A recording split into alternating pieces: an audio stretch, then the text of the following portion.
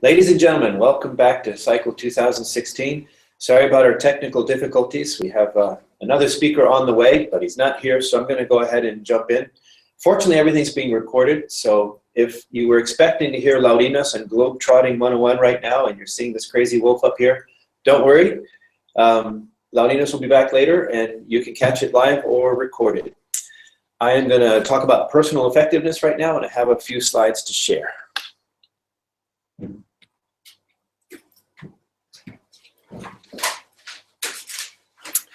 Okay, Effectiveness 101. Top point of the day. No one, but no one, can improve your life more than you.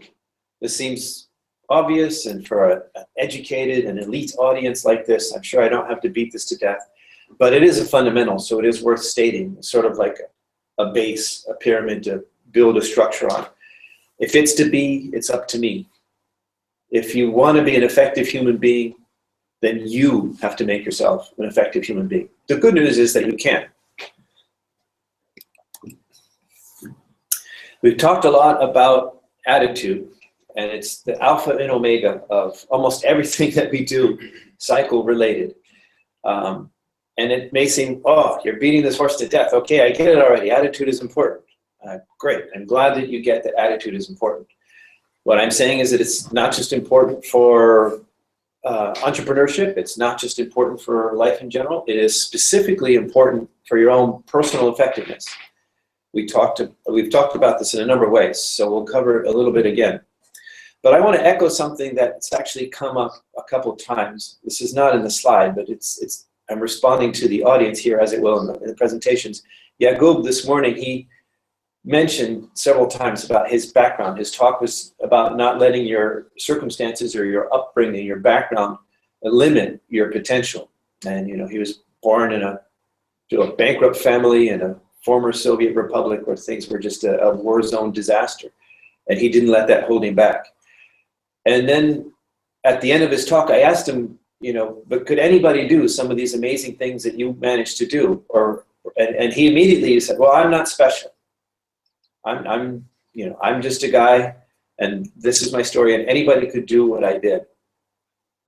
And that echoed something that I said in my Life 101 talk, and that is, I know people who are, I think, objectively, well, maybe intersubjectively smarter than I am, faster than I am, stronger than I am, certainly richer than I am.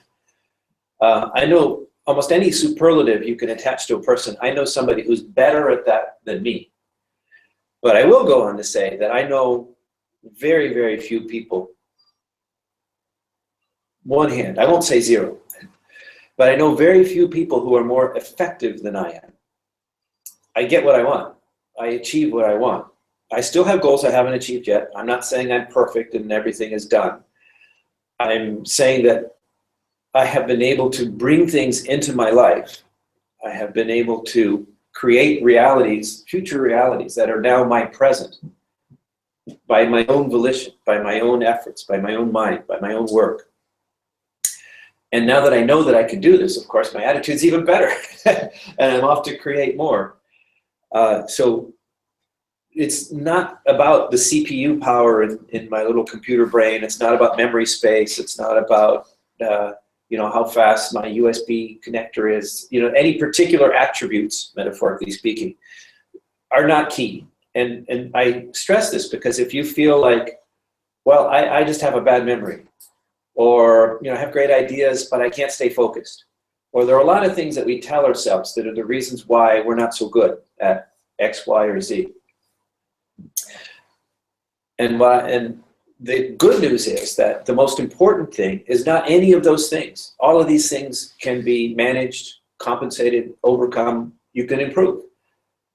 But the one critical thing that you must have, that you cannot do without, is easy. It's attitude, and attitudes can be changed, as we've just heard about today. So I really liked Yagub's answer today, that he talked about how people say, well, how are you? And he doesn't even care that they don't really care how he is. They're just being polite. They say this question. He says, I'm doing better than great. And it's an attitude thing. It's an affirmation, to use the modern terminology. He's being positive. He's setting a vision for himself of how he is. And whether or not he's feeling better than great at the moment, He's doing better than great. Is that a lie? Is he being deceitful? No, it's an expectation. It's him reaching into the future. I think that's very powerful. I like that very much, that part of his talk. So I want to share with you, this is an attitude building tool. I want to share with you my definition of a good day. Has anybody heard this before? Anybody remember what Papa Lobo's definition of a good day is? Oh, well, it's on the side. Well, okay. So a good day is a day where your students point out your mistakes. That can be a good day, because my definition of a good day is any day at all that I make visible progress towards my goals. It can be one of my big overarching goals. It can be a small goal. Any day I make progress towards a goal, that is a great day. I mean, that's a great thing. I made progress towards my goals. That's a wonderful thing. And what I like about this definition is it's affirming, it's enabling, it's all these wonderful things, but it's something that can happen even on a shitty day.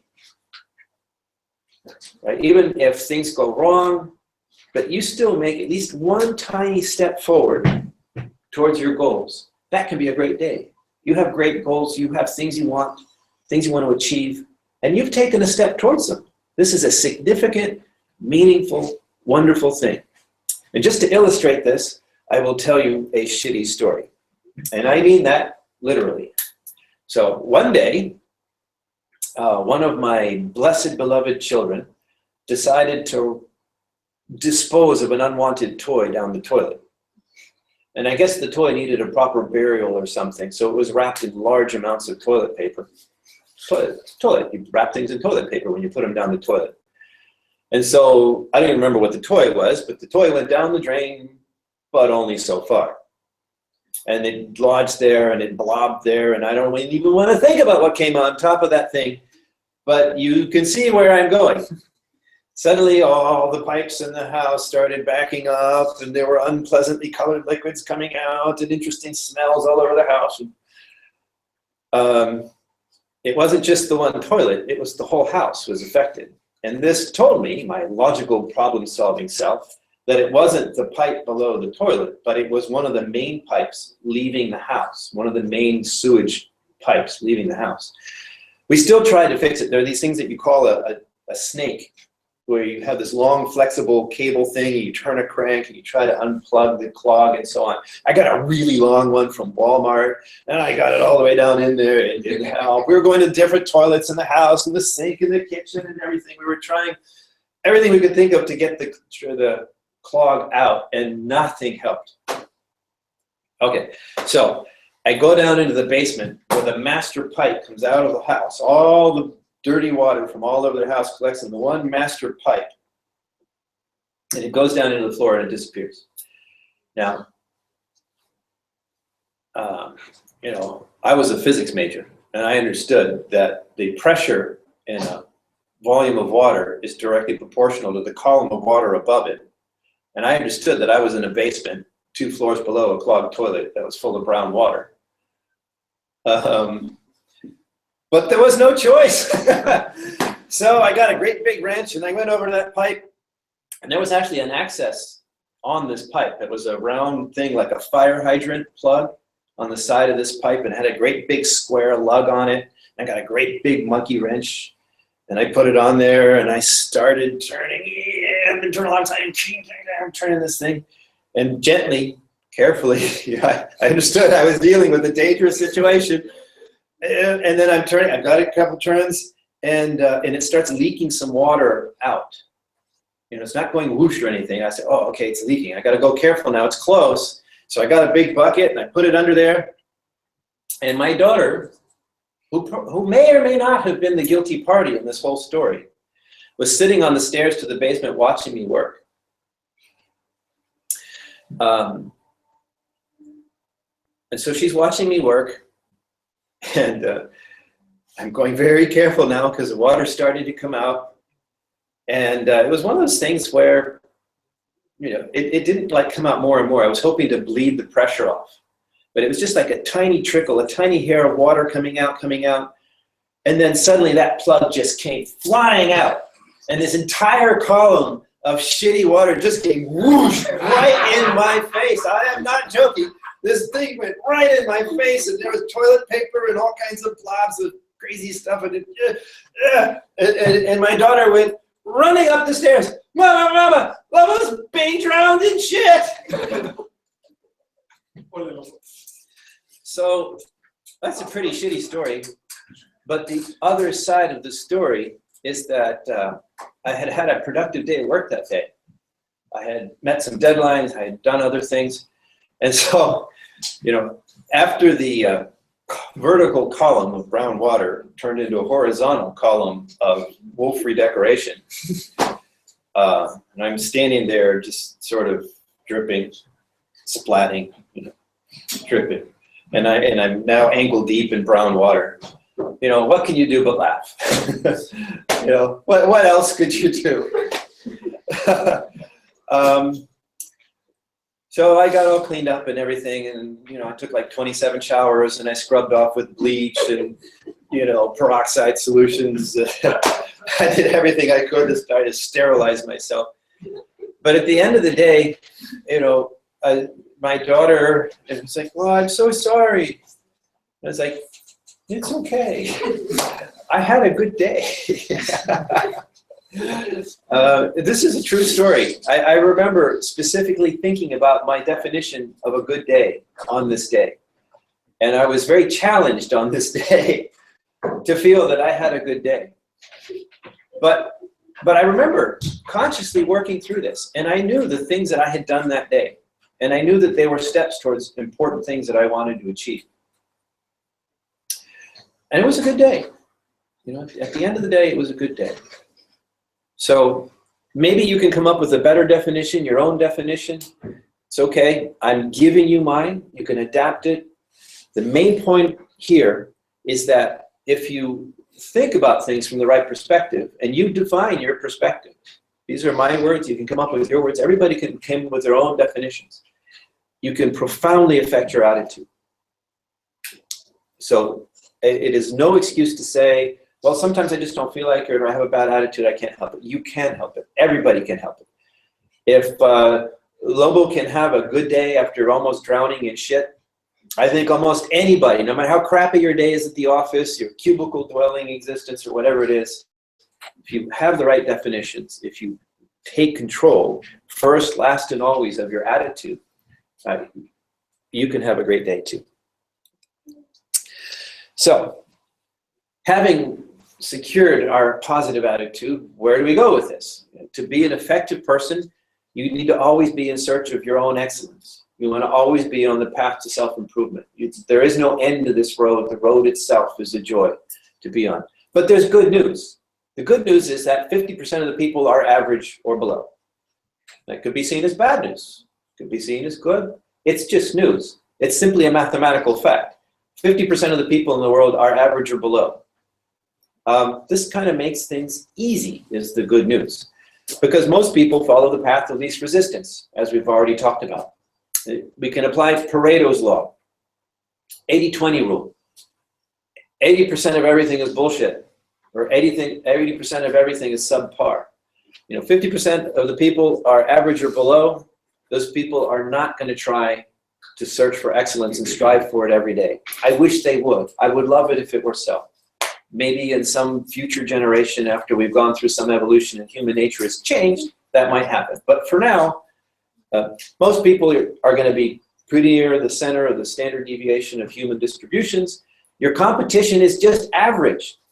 So all you have to do is strive to be above average, and you will be. This is available to anybody. All you really have to do is try. Just begin. Just make the decision. I am going to strive for excellence. And you will already be in the top 20% of people. It's Paretos Law. Because most people won't even try. This may sound very pessimistic, like I'm beating up on people, I'm saying something negative. I don't mean to sound negative. This is just, I think, of an empirical fact of the human condition the way it is now. And the good news for you is that it makes things pretty easy. All you have to do is bloody try, and you can stand up above most of those around you. Okay, positive attitudes. Attitude is good, but you know, which attitudes? So obviously, positive attitude is very important. You know, to have this generally positive attitude, to be creative, to think about solutions. If you remember the backdoor story that I told in the Life 101, to not focus on the problem, to focus on solutions. We talked about the failure is not an option idea. This is called determination. Determination is a very important, it's not just an attribute, it's an attitude. And it's something you can choose. You can choose to be determined and to not accept defeat. You can choose to focus on looking for solutions instead of just thinking about problems. It's very simple. You just choose to. It may sound like, you know, I'm somehow a different kind of person and only some special people. Yeah, only some special people could do this. But no, it's just a choice. Choose to be oriented towards solutions. Choose to be determined. And choose to be relentless. I think it might have been Thomas Edison, I'm not sure, it was some famous person some while ago who said that success is 1% inspiration and 99% perspiration. You get Labos. You know, I'm not saying it's going to be easy. I'm not saying any path to success, however you define it, greatness, whatever that means to you, I'm not saying it's going to be effortless. I'm saying it will be effortless. I'm saying it will be effortful, but it is possible. It is possible for you. And if it's possible for you to achieve whatever you think is great or success, then you should reach for it. Why would you not? You just have to make the choice. The last one at the bottom is sort of an unusual one. Most of the above is pretty, if not a no-brainer, it's not too argumentative. Most people would agree with that. The bottom one we call sense of urgency. And it's again, I regard this as a simple, empirical, mathematical fact. If you work quickly, you get things done. If you have a sense of urgency about the things that you're working on, you will get more things done in a day than somebody who doesn't. It's like, well, you know, okay, it's lunchtime, and, you know, I'm not in a hurry. I'm not on a deadline today, so, you know, maybe I get this done today, maybe I get it done tomorrow. But a person who feels like they're always on deadline, it's urgent to get things done, to achieve, will be more effective. Now, I can see Rodriguez, you know, he's kind of worrying about if I'm going the wrong direction here. I don't want everybody to become type A personalities and have heart attacks. But don't let that be an excuse. Don't let the fear of being, you know, high pressure, high performance, you know, don't let that be an excuse to become lazy. And, you know, the good news is many of these things I'm talking about, it's a decision. You can do this. You can do this. But the bad news is that many people are lazy and they don't choose to do this. You can, but that doesn't mean you will. And if you have a sense of urgency about being an effective person, about being the best you can be at whatever you're doing, it makes all the difference. You will achieve more, and that will open more doors. It will shorten your path into wherever it is that you want to go. Again, there's the aim high thing. This is not a new cartoon for people who have been watching other shows, but the point, it applies to many things. If you aim at your target, you're likely to hit below it, you know. Shitty days happen. Gravity happens, you know. Gravity just sits and sucks on everything. So you have to aim high to hit your targets, or maybe even achieve more than that. Effectiveness, there are a lot of specifics. You can read books on time management and many other aspects of personal effectiveness. I do think time management is one of the key specific attributes that effective people have. And there's two things I'd like to share with you about time management. How much time do I have, Grace? We started pretty late. But, So do you want to talk right after? Laurina's. Is it exactly after? We take turns, I guess. Anyway, okay, never mind. Let me know. Give me the red bell when it's time for me to start winding down. But so two things here. One is time management. There's two concepts. This grid that you can see on the screen, I didn't invent this, and I probably would include different things in the boxes, but it's pretty simple. You have 4 squares. The division is between things that are important and not important, and things that are urgent and not urgent. And obviously anything that's important and urgent is something that you need to take care of right away. But that's a kind of stressful place, and it's not the most creative place to be when you're working on things. It's much better to be working on things that are important but not urgent. That's a much more comfortable place. It's a very productive place. The things that you're doing are worth doing, but it's not so urgent that you're pressed and you might make mistakes and things. Of course, now the things that are dangerous to people who want to be effective are the things that are not important. Things that are not important and urgent are distractions. And it may seem like, well, if it's not important, how could it possibly be urgent to me? Well, if anybody has ever met my mother, or probably anybody who has a mother, knows that mothers are excellent at making things that are not necessarily important to us extremely urgent. You need to come to the dacha and help me pick the tomatoes, or whatever the thing is. So there are people who will try to impose their sense of urgency on us. And being nice people, we're often susceptible to this.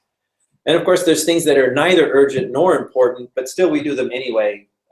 Sometimes we just need to relax. And so I'm not actually saying that things on the not important, not urgent side of life are total waste of time. You should never do them.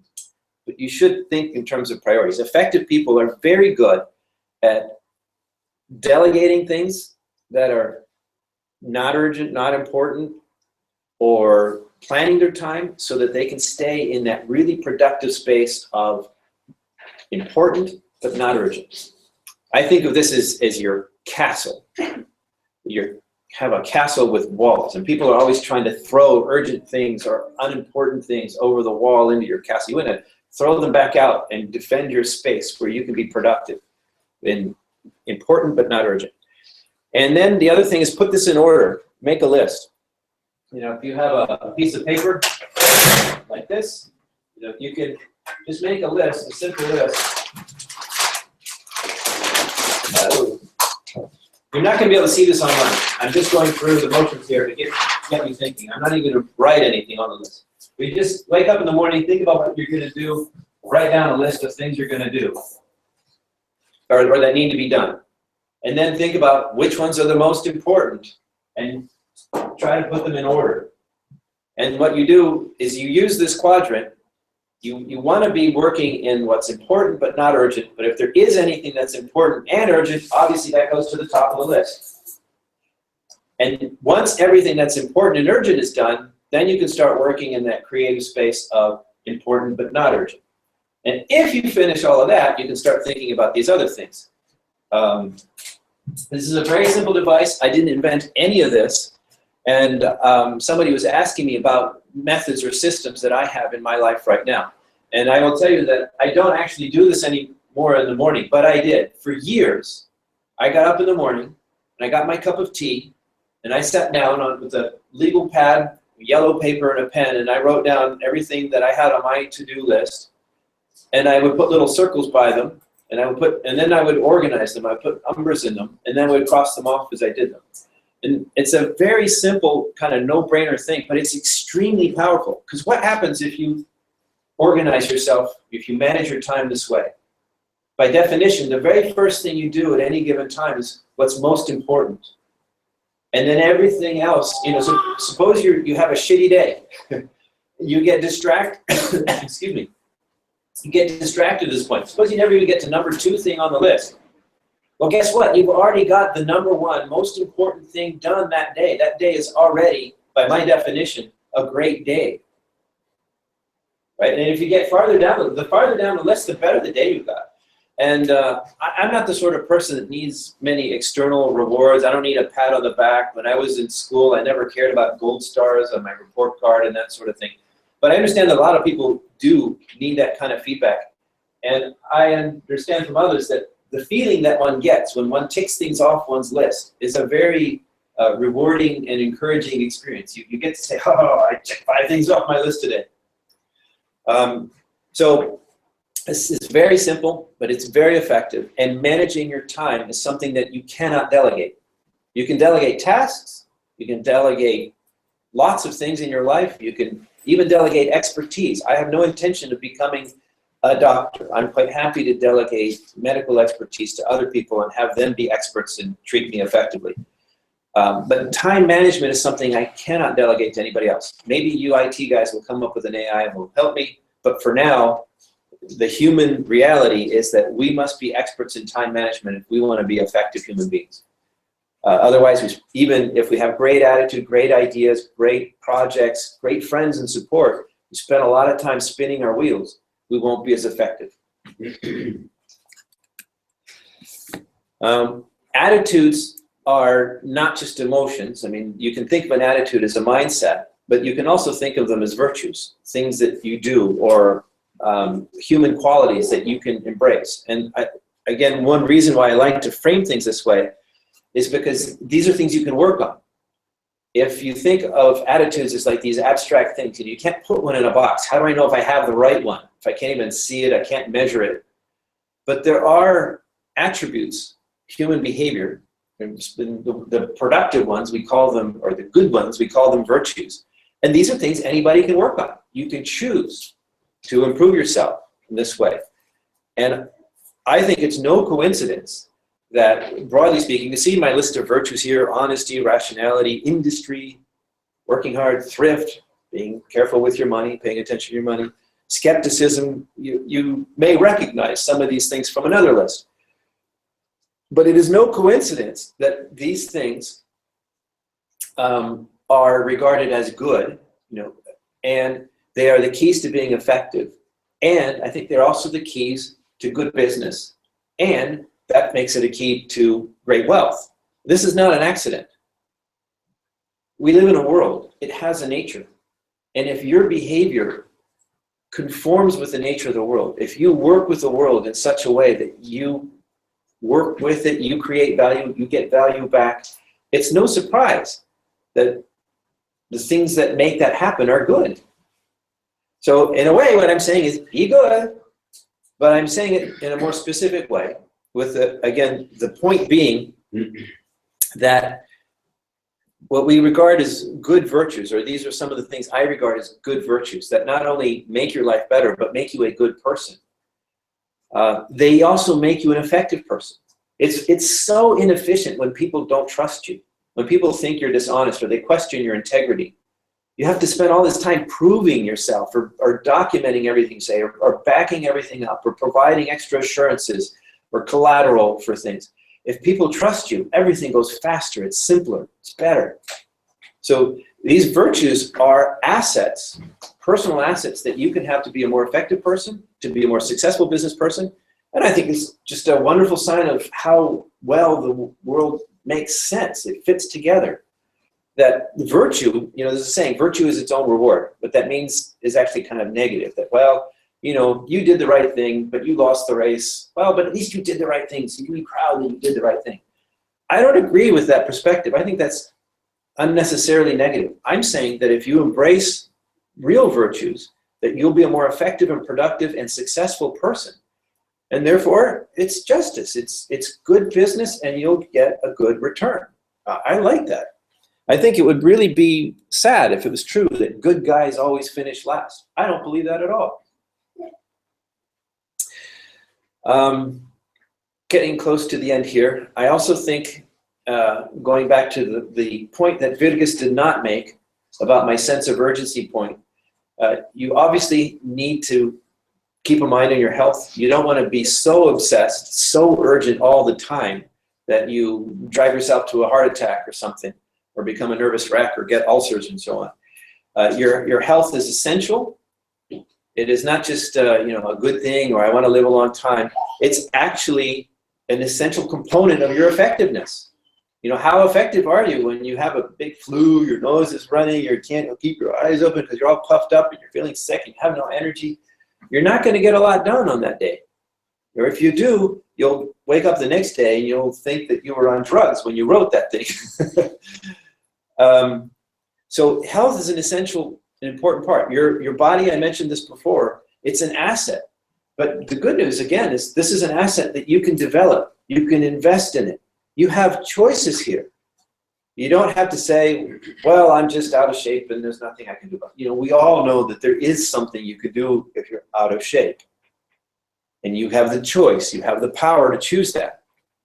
But So you need to take care of your body, and you also need to take care of your mind. In the same way that you can't be surprised if you pollute your body with alcohol all day long, drugs all night long, and yes, and if you start to feel bad and you start to feel low energy, you start to feel less effective, you can't be surprised. You made choices, these are the consequences. The same thing happens with your mind.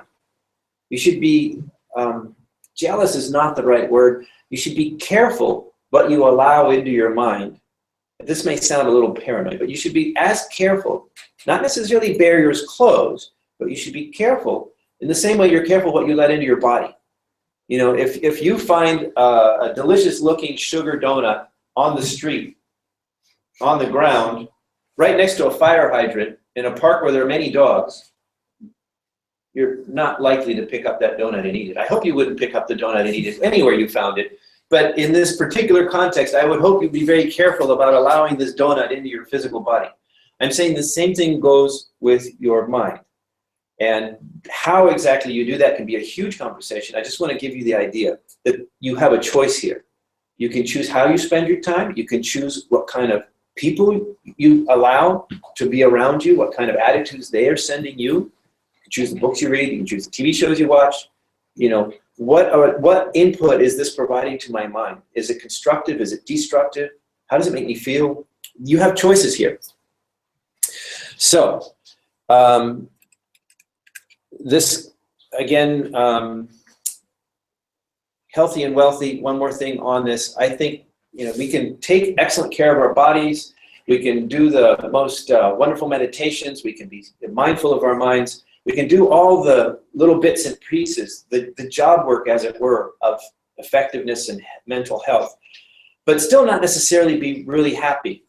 I personally believe, and I can't prove this, I have no empirical data that I can measure this with, but my experience and my philosophy both tell me that human beings need meaning in their life.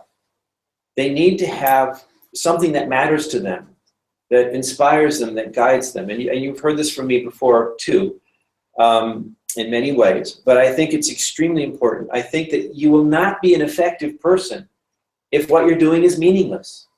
I mean, how much sense of urgency can you have if you think that what you're doing is pointless?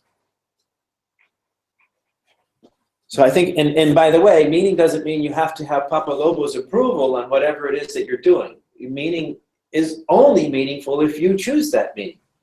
It has to be your meaning, what's important to you. So again, sense of urgency, no type A personality required. I do often think of life as a game. Now, it's a deadly serious game in many ways. You play it wrong, you can die. Your body can die at least. But you don't want to take it too seriously. It's also, in some ways, a meaningless joke. I mean, I'm a bunch of atoms in this universe. I came together right now. I can go apart. Will the universe ever care? Will it notice? The universe is so big. You know, to the sun, I am no different from a rock or a tree or a nebula somewhere out in space. It doesn't care. The universe doesn't care. But that is not necessarily a bad thing. The glorious part of this, since the universe, in my view anyway, has no meaning on its own, intelligent, aware beings can create meaning. They can give meaning. And maybe I don't mean anything to the sun, but I mean a lot to myself. Eddie means a lot to me. My wife means a lot to me. I give meaning to the things that are around me. And that's an awesome power. That's a godlike power. And I give meaning myself. That makes it all an adventure. It makes it all lots of fun. So this is a serious game in the sense that you, as far as we know, this is the one life you have. You want to play it well. You want to succeed, however you define that. But at the same time, it can be a lot of fun. This isn't a game that you win, that you beat everybody else, you're the first one across the line. It's just a game you play and it's fun. Maybe it's like one of these huge, massively multiply online games where you just get more powerful as you go, you get more magic armor and so on or whatever. And as long as you're enjoying it, that's fine. I think life itself is the biggest, most massively multiply online game of them all, of infinite complexity. and I think infinite joy. So I'm pretty sure this was the last slide. Yes. Okay. So you may have expected more things from me, like the time management quadrant. I think the details are the least important part. And yes, I promise this will be the last time I say this in the next 5 seconds. Attitude is everything. It is absolutely the alpha and omega. And the things that I have tried to concentrate on today aren't so much, the neat details of things like time management, but the very important work of making the right choices. And I hope that these ideas I've shared with you today will help you to do that and be more effective persons in your lives. Thank you very much.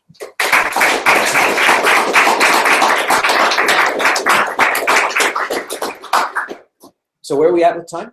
Do we have time for questions? Loudness will be at 4 at 5. Loudness will be at 5. And what time is it? So it's 4:35. Oh, well, we have some time for questions. I talked fast. Eddie. If you didn't cover it in the beginning, of course, tips, advice, I don't know, your philosophy about delegating, asking help, work, basically. Those are different things. Delegating, asking help, work. I often find them to be the same, basically. Because, I mean, okay, even if you outsource your accounting to an accountant, and then, you have a human relationship, you have to trust this person, you have to like to work with them, they have to like to work with you. Money is just part of it, right? So, and then you're kind of asking. I'm still processing the question, but yeah, I think there are even employees present who will tell you that I don't tend to issue orders. I ask for help. We shall find this. Well, I guess we'll find out, how evil somebody's boss is. But obviously, delegation is very important. That goes almost without saying. And where that brings me, though, is, how do you do it properly? And I'm not sure we really can get into all the rights and wrongs of delegation. I will say that maybe a couple basic things. I think it came pretty late to me how important delegation is. I didn't think of myself as a control freak, but I did know that most things that I have in my work environment, I could do them better than the people around me. And it was really hard for me to, let go and let somebody who would take twice as long as me to do something. But there's only so much room on my plate, and I have to let somebody else do it, even if it takes them longer. And it's even harder when that person needs training. But of course, the benefit of that is that when you do teach them, they might be even better than you at the end at that, and it's permanently off your plate. I'm a big believer in pushing things off my plate. It needs to be voluntary. It needs to be understood. It needs to be accepted. And I think the best way to do that is to absolutely make it a win-win, where I'm delegating to you, but you don't just get paid. Like, you learn something from that. And ideally, as we work in these work environments, everything that we do, it's not just, I got paid extra, but I did this and I learned something. Or I did this and now I have more experience. And I think that's important. And maybe I'm kind of winging it here based on an unexpected question, but those attributes that I talked about for effectiveness, the more attributes like that I see in somebody, the more I can trust them. And maybe start delegating small things and then more important things. But there are people, the people that I work with are people who they have a tremendous work ethic. They have tremendous integrity. They're people that that will admit when they're wrong. There are people that will tell me I'm wrong. There are people who I like them. And where I'm going with this is, in some ways, they embody that list of virtues that I talked about. So, not everybody is going to be surrounded by wonderful people all the time. But if there's a shortcut here, what I'm saying is, you want to delegate to wonderful people. You want to delegate to good people. Good people are hard to find, is what we say. But when you find them, you grab onto them. And I think this is a huge part of my own personal success in life. I have hired numerous people that I've met here or in Belarus or wherever because they really impress me as being that kind of person. You know, they're smart, they're hardworking, they're motivated, they're bright, they have ideas. I ask them, hey, can you do this?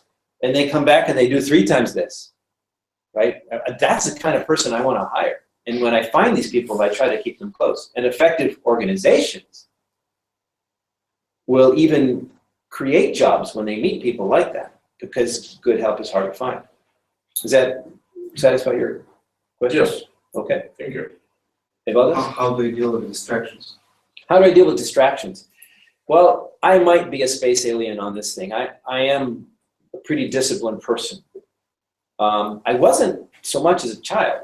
And I can't tell you what transformed me, but I can tell you that I am a disciplined person. I'm the sort of person. Request to switch off PowerPoint. Oh, request to switch off PowerPoint. Thank you.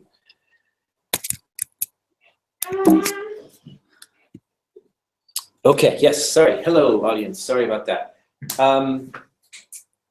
You know, I'm not the sort of person that needs to go to an office where there's nothing to distract me, where you're not allowed to, you know, the server of the office doesn't allow Facebook to come up. I have my priorities and I work down them. I've done this for so long that now I don't have to have the piece of paper anymore. I just wake up in the morning and I think about what I need to do, and my tasks organize themselves in this way. I might permit myself, no, I will permit myself to make a cup of tea before I start my top priority, but you know, without the tea, I don't get far in the priority, so maybe that is the top priority. But that's just the way I am. But I think this is something that there are probably books out there you can get. Obviously, if you are the sort of person who's easily distracted, you want to set up an office environment and leave your phone outside. You know, don't let yourself. At the end of the day, I think there are choices that we can make. And if you understand yourself and your nature, you can organize your workspace accordingly. And I guess the bottom line there would just be, you know, think about this. Don't let it happen by accident. Don't let yourself get all caught up and disgruntled because you get distracted. Do something about it. I work at home, and probably the biggest potential distraction is that my lovely wife will come and knock on the door and come in and ask me for something. And that's okay. But if I'm really focused on something and I need to focus, and she's coming in, I will tell her, you know, my love, I need to finish this right now. Can I please have an half an hour and let me concentrate? So I'll ask for that. And she graciously will usually exceed, unless the house is on fire or something, you know, usually she will exceed. And I will have the space I need. And when I don't need that, it's okay. You know, my door's open or whatever. Sorry, what was that? Seeing that, because you cannot like work non-stop, so. Well, in that regard, I'm like Rick Rule. I mean, I enjoy my work. I haven't had a vacation in 12 years in the sense of doing no work, unplugging the computers, and just getting away. But I don't feel burned out. I get up every morning. I'm excited about what I'm doing. And even though I'm teaching you, there's other things going on in my head. It never stops, and I'm okay with that. But if I ever did get tired, that would be part of taking care of my mind, my body, my things. I think if I needed that, then I would do it. There was another question. We have an online question. Go ahead. Sir. In the time management quadrant, why was the second quadrant yellow? Because I got it from online rather than draw it myself. So is there any specific meaning? Well, if I remember correctly, that was the most important but not urgent. So they were just highlighting that this is your creative space, your most productive space. What you want to do is tick off your priorities and get yourself and plan ahead and organize your work life, all of your life really, to be working on things that are important, that matter to you, but it's not urgent, so you can take the time to do things well. Question online? Yes, from Kitty. Kitty, yes. Last year, Doug had a great talk about mentoring and choosing teachers. How much of your personal time do you let yourself to spend on mentoring and self-education? And can you share with us what have you learned this year since cycle 15? Wow, that's a lot of questions there. It was Rick who gave the talk about mentoring. So I may need them in pieces. But Some the pieces, so- first question is about mentoring and how much of my time do I allow myself to spend in mentoring. I actually really enjoy mentoring. So it's usually, you know, it's in the, to me, important but not urgent quadrant. And the reason why it's not in the non-important quadrant is because I really like it, and it provides value to me. And also, almost all the people that I have hired who have done just fantastic work for me have been people that I mentored or I met through my outreach like this. And that's really important. So I actually view mentoring not as a distraction, not as an unimportant thing, but actually as sort of the pathway to future partnerships and future possibilities. And so now obviously, you know, I have my deadlines and I have priorities and other things that I have to do. I can't spend all my time mentoring. I would say that the reality, though, is that few people ask. A lot fewer people ask than should, I think. I can't think of anybody who ever attended a cycle and wrote to me and asked for help that I never replied. I have at least replied and said, well, look, I can't get into the whole thing here, but here's what I would do. And you all know how to reach me. So the door is open there. I guess, sorry, I'm not answering this very well, but I guess I'm saying it's never been fully tested. You make offers, and I think people are maybe a little shy. As Eddie says, you know, maybe they worry about asking for help, or they think that I'm so busy. So let me just put it this way. I'm very good at telling you I'm busy, don't bother me. I will. If you write to me and I can't respond or I'm traveling, I'll write back and I'll say, thank you, I can't deal with this right now. I'll get back to you as soon as I can. It won't hurt you to try. Next part of the question. How much time do you spend on self-education? How much time do I spend on self-education? It's tempting to say 100%. I'm always learning something. And here I am at cycle 16, and I'm learning from my students. The presentation that we had today on attitude choosing was useful to me. The young lady who gave us her distillation of 5 years of research and experience in this area gave me short, sharp context and words to clarify my thinking on this subject, on the power that we have to influence our attitudes. It was extremely valuable. I didn't expect it. It was a windfall. But this is happening all the time. If even, I don't know, even watching Game of Thrones, I've turned that into value in its own way. If I think that something has zero chance of giving me any value at all, there's no learning in it for me, I'm extremely unlikely to do that. You know, I don't let myself get volunteered for things I don't see value in. Do you still think Daenerys is a good change for a system, huh? It was a metaphor. And I want to see her smash that wheel. I'm looking forward to that. I hope she doesn't become a bad guy in the process. We'll see. We had part 3. Oh, sorry, part 3. Kirill. Part 3, what have you learned since cycle 15? What have I learned since cycle 15? What have I not learned since cycle 15? There's so much. I'll tell you one specific thing that may be useful. I have I've been doing the same basic kind of business now for 12 years, and I've come to understand more about it in the last year. And I look back on things that I wrote, things that I did earlier on in the process, and it's almost embarrassing because I realize now what I didn't know then and mistakes that I made then. And the reason why I think this may be valuable is because even then, remember the slide with the 50% of the people and 80% of the people? You know, even back then, just the fact that I cared and I wanted to do a good job, that meant that I went through my checklists, and even if I didn't fully understand everything that I was doing, I tried. I checked the facts. I verified what could be verified. And that alone made the quality of the work that I was doing better than 80% of the people that were my competition. And now I'm even better. So I couldn't even begin to list all the things I've learned. I've learned more geology. I've learned more finance. I've just in the last few days, I have been given powerful psychological and life concepts that I think will benefit me. Facebook event management.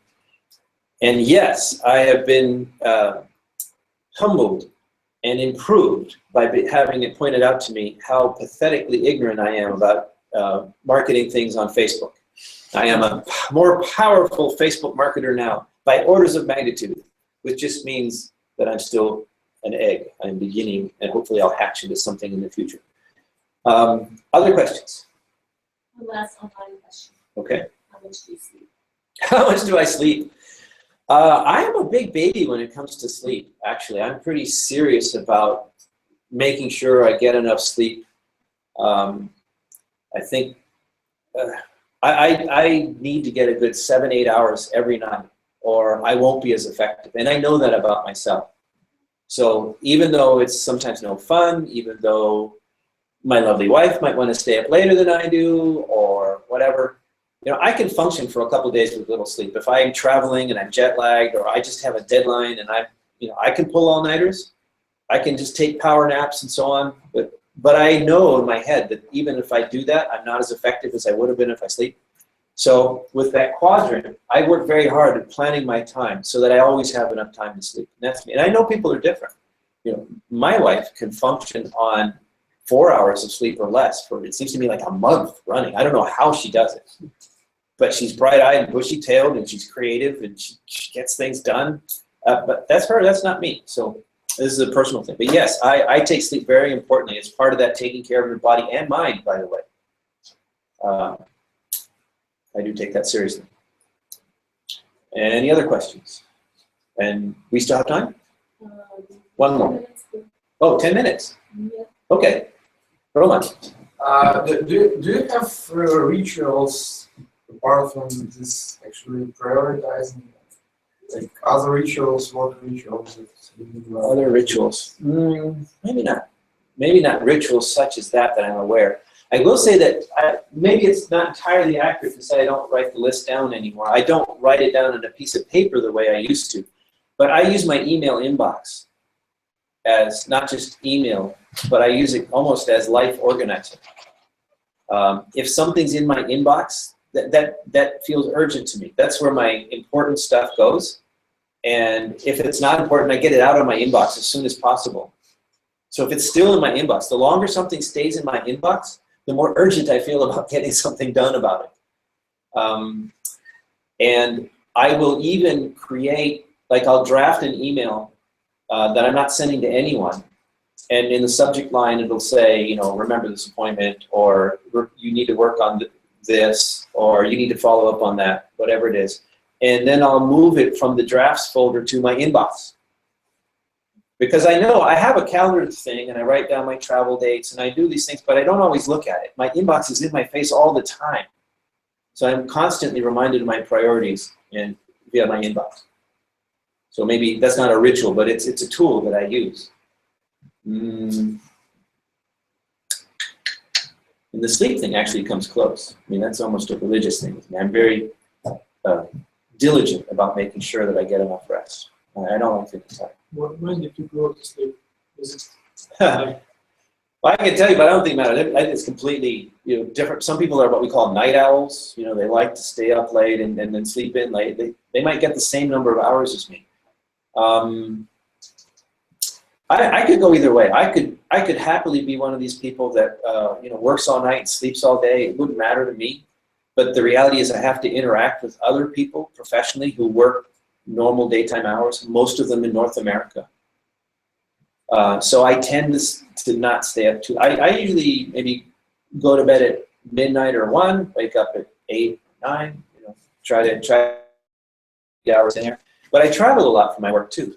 So I'm often adjusting to new time zones. I'm often, you know, not in a normal, you know, it's not midnight wherever I am. You know, I travel so much, and the inside of a Hilton hotel or whatever looks the same almost anywhere in the world. Sometimes I wake up, I don't know, not only do I not know where I am, I don't know what city I'm in, I don't know what continent I'm on, and I don't know what language I'm supposed to be speaking, because it's just a room, right? And then slowly you get up, you look, and you see things around you. You remember, oh yeah, there's a kangaroo over there. Okay, all right, I know where I am. Yes, ma'am. How often, Frank, how often do you feel yourself sad or tired or not satisfied? And like, how do you work with this? And one more, maybe about. No, one question at a time. Missed 2 questions. One question. How often do I feel sad or tired and dissatisfied? How do I deal with that? I do not think I'm a space alien on this. I had that slide. I'm happy now, and that is honestly my default feeling. I enjoy my work. I enjoy my life. I enjoy my wife. I enjoy my children. I'm generally happy. But that's not just because I had a happy gene. It's because I worked my ass off to make these things happen in my life. You know, the job didn't just fall out of the sky. I did things that led to the job. The money didn't fall out of the sky. I did things that led to the money, and so on. So I have created and built my life in a way that makes happiness for me. And so, but bad things do happen. I can have a shitty day. I would say that, but to really honestly give you a good answer to your question, but that there are days where I'm just, I don't know, I'm feeling low energy, sometimes even maybe a little sad. I would say that the biggest source of sadness in my life right now is that I live thousands of kilometers away from my children, all 5 of them. And, you know, they're older and they have their own homes, most of them. The youngest is almost 16. I can't believe it. And they're busy and they have their own lives and I miss them. Right? And that's a hard one to make go away. But I will say, so these things happen even to me. But there are times where, you know, something makes me angry or I'm disappointed. And most things like that are very transient. And I think that's not because I'm superhuman and I'm above everything. I think it's because of what I started with, that I have built my life in a way that satisfies me. I'm a satisfied person in general. But I'm, as the economists would say, I am a big believer in creative dissatisfaction. I always want to do better. I don't want to rest on my laurels. I want to improve myself. You know, I talked earlier about how my sort of new identity goal, if it were, is to out-Rick Rule. I want to, when I am Rick's age, I want to look back and say, I have achieved more than Rick Rule. I don't know if I'll achieve this or not. It's a very demanding goal. It's an intimidating goal. But so I'm dissatisfied when I don't do something. You know what really pisses me off the most? You know, it pisses me off when people waste my time or they disappoint me or they're late or whatever. But that's nothing compared to when I fuck up. Sorry, that was technical. You know, if I feel like I didn't do the best I could have done, I'm extremely disappointed in myself. I judge myself harder than anybody else. And my readers may not even know that I screwed up. They don't know what I know, but I know. and that makes me want to do better. Okay, any other questions? Oh, you question number 2. Not necessarily. We covered it. How much time do you spend with kids each day? How much time do I spend with my children each day? Well, right now it's fairly limited. They're far away. The main way I spend time with my children now, I have to say, is killing monsters on video games online. And I'm a pretty mean wizard in Diablo 3, actually. But it, you know, it sounds kind of hokey, but it's actually pretty cool because you turn off the game sounds, you turn on the Skype, and you've got 4 of your children there, and we're killing monsters. Oh, watch out for him over there. And that's not all you're doing. You start, so how was school today? Or other things come into the conversation. And it's a funny thing. I would say that when we're in an in-between phase right now. Actually, Diablo 3 has kind of gotten old and we haven't agreed on a new one to play. But before that happened, I was spending more time killing monsters and talking to my children through the computer networks than I was playing with them when they were living with me in the same town or the same house. I mean, you're there, but you don't necessarily spend 3 hours talking. But when you're on an adventure and you're got a Friday night monsters to kill, you can spend a lot of time talking about a lot of things. So we're in between games right now, but I think I'm out of time. So thank you for your questions. Thank you for listening. Thank you, online audience. And remember to click on the next link, which will be Laurina's. Yes. Okay. Click on the Laurina's link for our next talk.